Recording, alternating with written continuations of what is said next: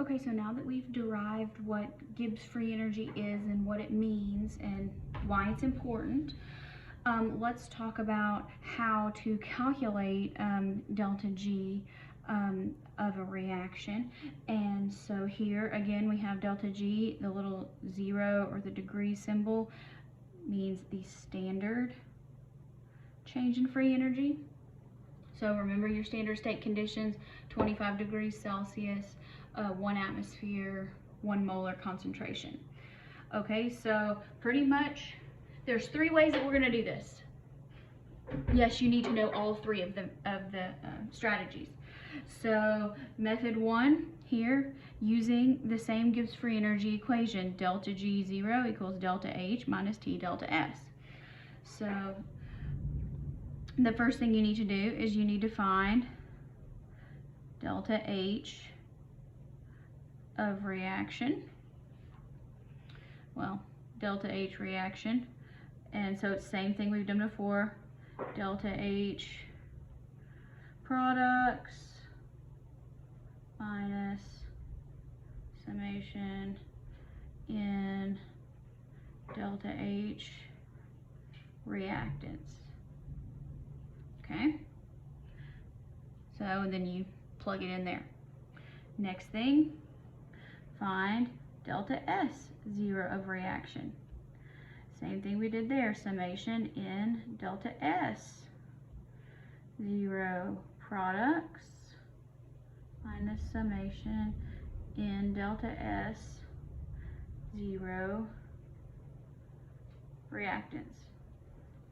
You know when I say 0, I mean this degree symbol. It's just easier for me to say. All right, so you use your tables here. You find delta H, you find delta S, and then from there it is plug and chug. So again, there's 3 ways to do this, and depending on the information that you're given in the problem, or if the question tells you to use a certain strategy, that's the one you're going to use.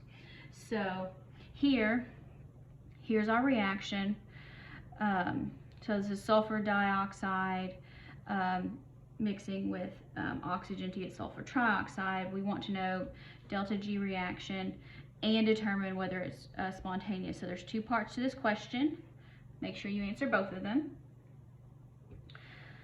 All right, so here we have our table. We are given delta H and we are given delta S. So here's what we need to do now. First thing let's do is let's find delta H. Delta H 0 formation. So here, summation delta H products minus summation delta H reactants. Again, you don't have to write this.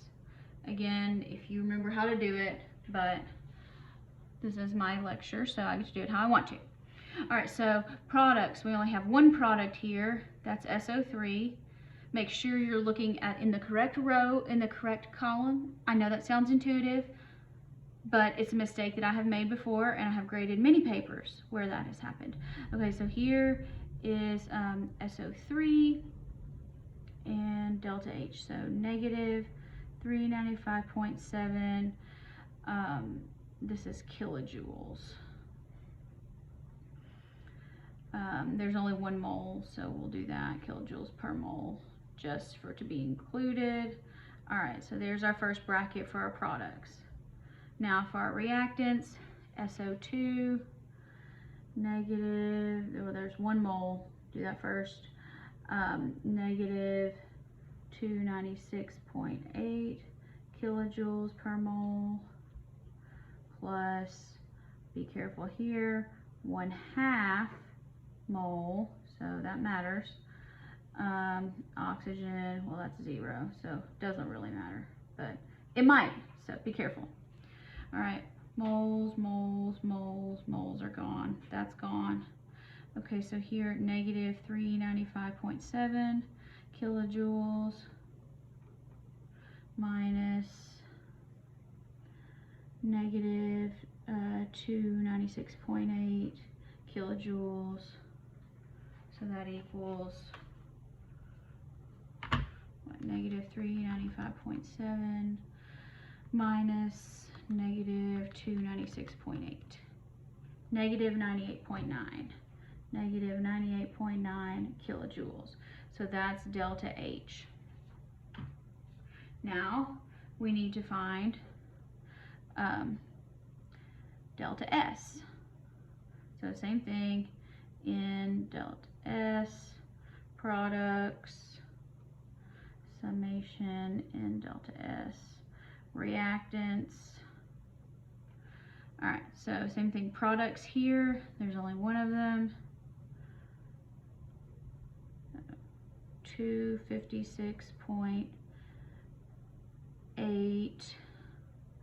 and that's joules per mole Kelvin. So we got to make sure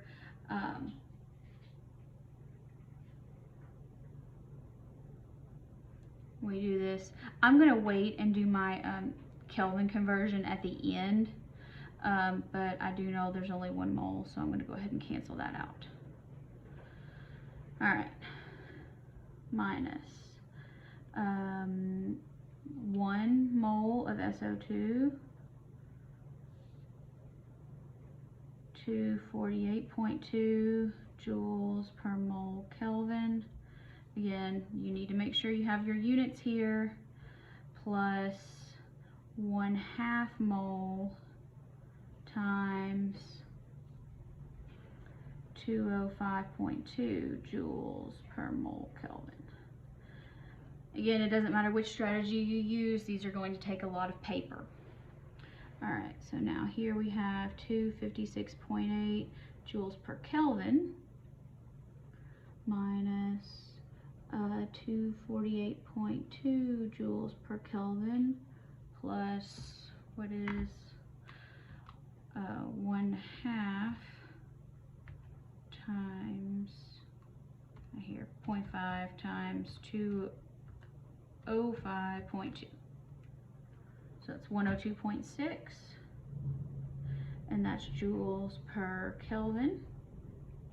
So let's add those together, plus 248.2, so 256.8 joules per Kelvin minus 350.8 joules per Kelvin. Okay.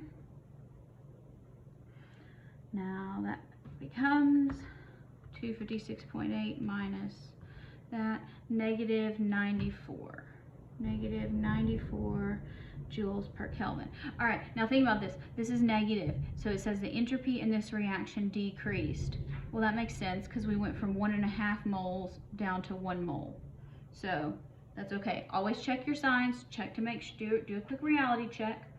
All right, now that we have delta H, we have delta S, we have a temperature. Temperature we need in Kelvin, so we have 25 degrees Celsius plus 273, so that's 298 Kelvin. So we know that delta G reaction, delta H reaction minus T delta S reaction. Plug and chug. All right, so now here, be careful because we're in kilojoules and we're in joules. So I'm going to go ahead and do this conversion here, negative 98.9, I'm just going to say times 1,000 joules minus 298 kelvins times negative 94 joules per Kelvin. So that's going, kelvins are going to cancel out. So that's negative, so negative 98.9 times 1,000. You know I'm bad at decimals, so 98900 joules minus, all right, so we have 298 times negative 94 minus negative 28012 joules, because the kelvins canceled out, negative 98,900 minus that negative 70888 joules. Delta G0 reaction. Okay, so there it is. It's negative, so we have figured it out. The question also asks us, is the reaction spontaneous? The reaction is spontaneous when delta G is negative.